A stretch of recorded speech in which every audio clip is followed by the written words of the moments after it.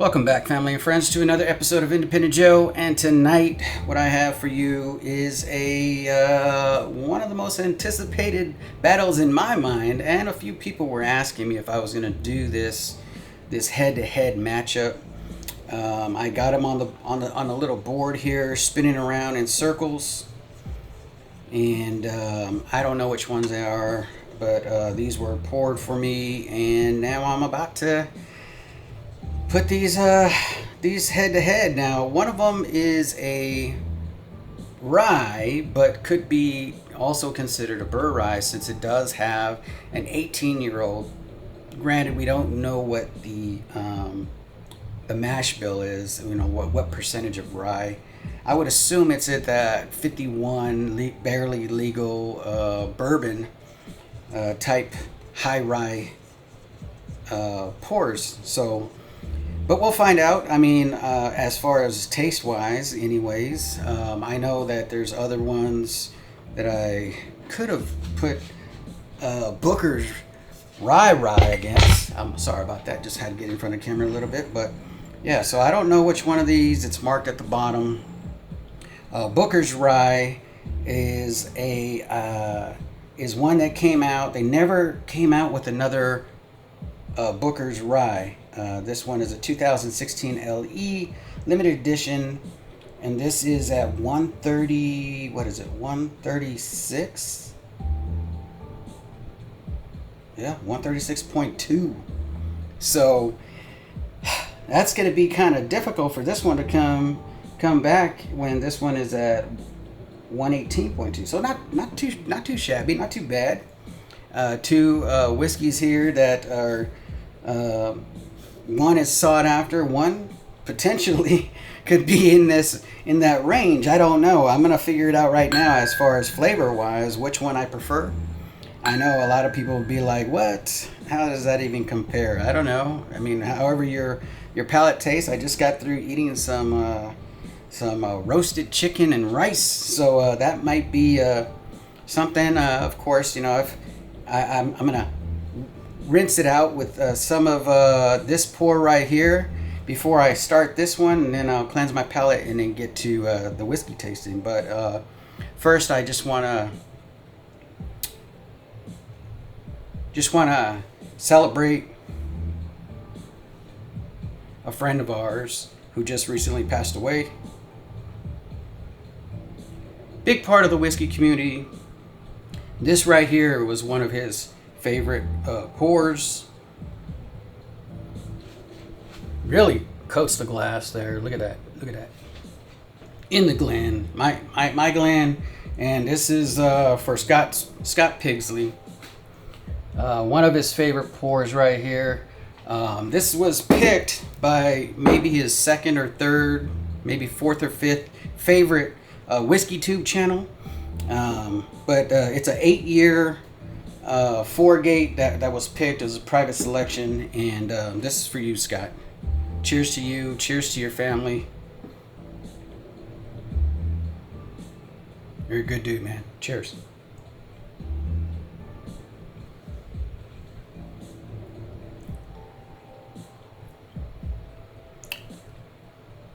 Definitely a great pour. Something this will be forever known as my Scott bottle. So 5th quarter tailgate. Good dude. Never got to reach 1,000 subs. So if you see this and you're not subbed, go sub. Let's get him to 1,000. Good dude.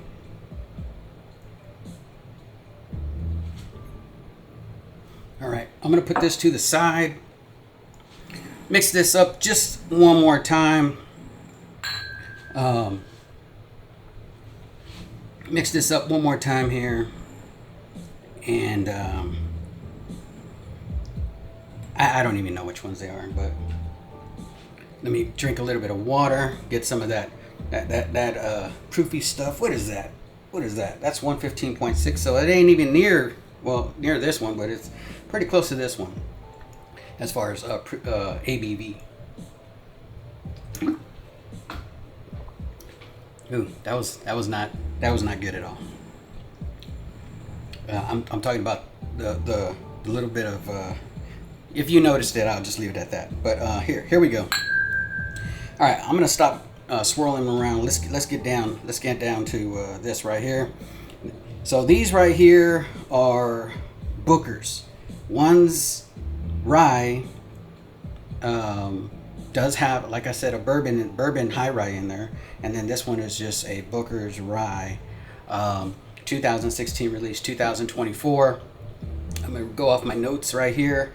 This has an 18-year-old. This is a 13-year-old, by the way. This is a 18-year-old bourbon high rye mash bill, and then it has an 11-year straight rye, 7-year old Kentucky straight rye. All three, so all of them are Kentucky, and a 7-year single malt rye, a 5-year Kentucky straight rye, the family style, which is a Char 4.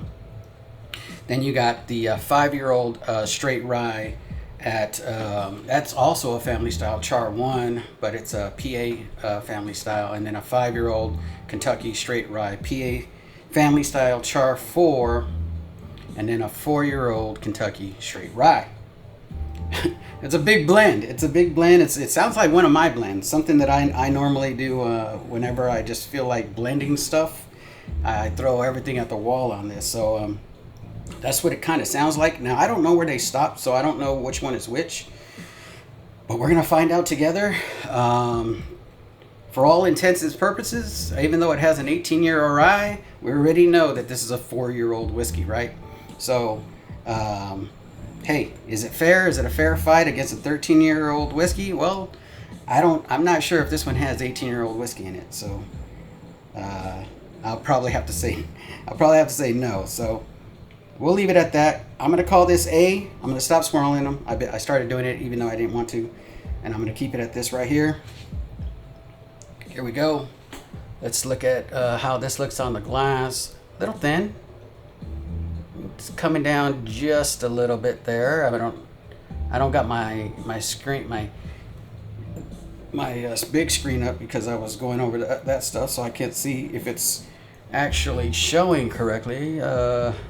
This one also kind of thin, surprisingly. I mean, maybe because these glasses are a little cold right now. I got the AC running. Must be really hot outside because I have my setting up to a little higher than normal, but I keep it around 73, 74, which is not very nice on some days.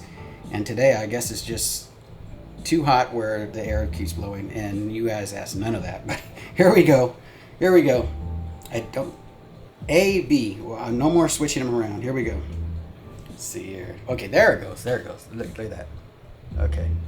So a little bit more coming down. Had to get stuck to the walls of the glass a little bit, so to give it, so that's the first time swirling it. So really nice. Let's start with A. Let's see what we get. Let's see. Really nice. There's a little bit of fruit. It's kind of like a pineapple fruit for I'm getting on the nose for some weird reason right now. Maybe it's because I just had some Indiana whiskey, some influence there. I did cleanse my palate. You saw that. So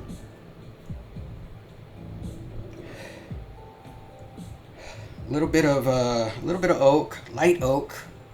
Man, this seems kind of light on this one. So 4-year-old maybe, 4-year-old whiskey here. Some sweetness, very airy. It's more airy than I usually get in a Kentucky whiskey, but it is considered a rye, and normally ryes come a little bit where you get some of those earthy tones and stuff like that, a little bit airy, floral, if you will. Let me see here. But really nice overall. Let me go ahead and just do a nosy, and then I'll get back to it. Okay, this might be a no-brainer here. Okay. As you can see from the Booker's rye, it's getting a little low there, big guy. It's getting a little low. So, I don't know. And I've tasted it before, right? This is just the first pour of the little book. And I can tell you right now that I prefer this one on the nose. Really rich, really sweet, really nice, more dense. Okay, this probably isn't a competition at all. I already know. I feel in my bones, my heart, that this is probably this right here, just off the nose, just off the nose. Let's go on the flavor and the taste. Cheers. Cheers, Scott. Cheers, everybody.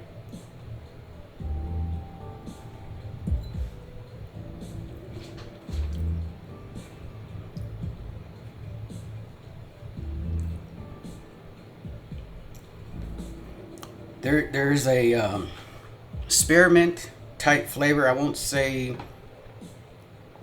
it's more of a sweeter mint on this one. I know I won't get that on this because this is not known for having that. That's the thing. It's a bourbon drinkers rye. If you love bourbon, you like the sweetness it comes with, and with the earthy tones and everything on this one already. Even on the nose, really nice though. It's not crazy bad. This came out, and I'm already assuming that this is what it is. So this came out May of this year at about 150 bucks. And I'm gonna say, if you like rye, if you like those traditional kind of spearminty, a little bit sweet, on the sweeter side of rye, a little bit of oak into it, oak tones.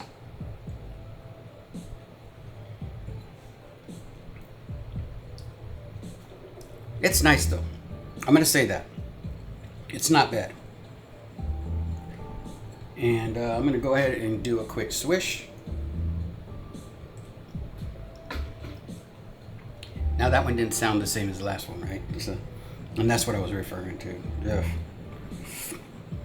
Drinking my own water. It's my own water, so that's okay. All right. Give you one look at what I think is the Booker's 13 here. The Booker's rye, the actual rye. Just so nice, sweet. It just a really nice flavor right here on the nose. And cheers, everybody. Cheers, Scott. Cheers to Scott's family. God bless you guys. Cheers to you all.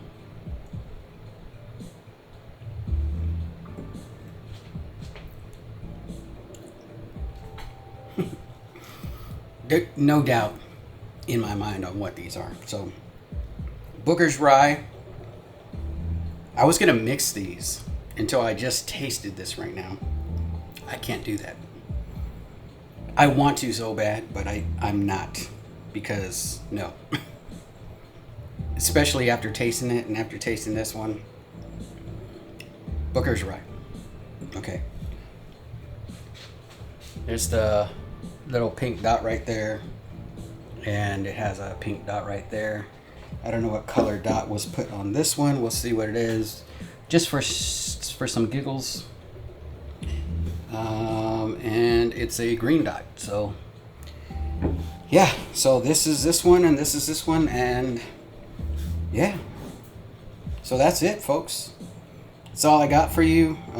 Just wanted to go through this and tell you, if you're getting anything near a Booker's rye, anything near, and I'm going to tell you right now, a no. You are not getting anything near a Booker's rye. You are getting a good rye though. I can't hate on it. I think the flavors are there. It does have some, like, that mintiness to it. It does have a spearmint, more of a sweeter type mint.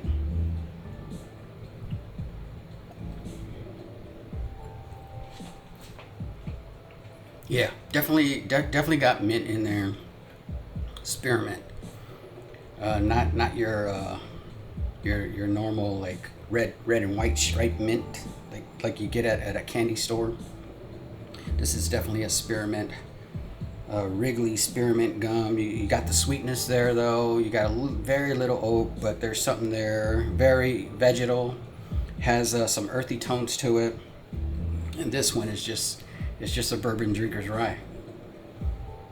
So nice, so sweet on the nose, so sweet on the palate. All flavor on the palate.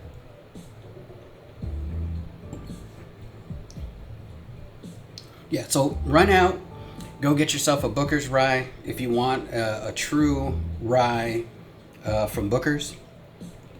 This one ain't bad though. Don't let me steer you wrong on that. I think it's good if you can find it at MSRP. Myself, luckily with coupons and everything like that, I get it for a little bit cheaper. But it is what it is. It's going to be hard for them to top this. I mean, I think that's what the holdback is like, how do we top this? How do we match it or top it? And I think that's what the holdback is on that. All right, so I'm going to go ahead and let you go before I start rambling again. Please, tonight, in a few hours, go over there to Livewire Whiskey. They're also going to do a tribute to Scott. I know a few people are going to come on and talk about some of the things they remember about Scott and stuff like that. It's going to be a celebration of his life.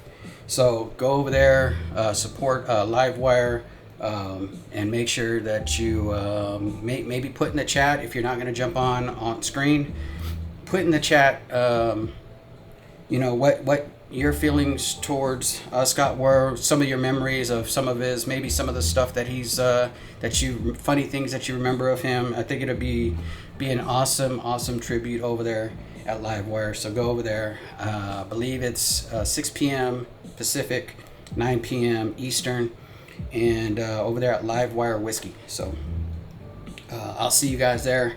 Love you guys. See you on the next one. And put in the chat, let me know if you've tried either of these, if you think I'm crazy on what I'm tasting. If you've tasted both of these and you say I'm crazy, then let me know. If I'm wrong about choosing this one over this one, which I would probably call you crazy. At the same time, let me know. Put in the chat if you've had the new one that just came out. I don't think it's bad. I can appreciate it for what it is.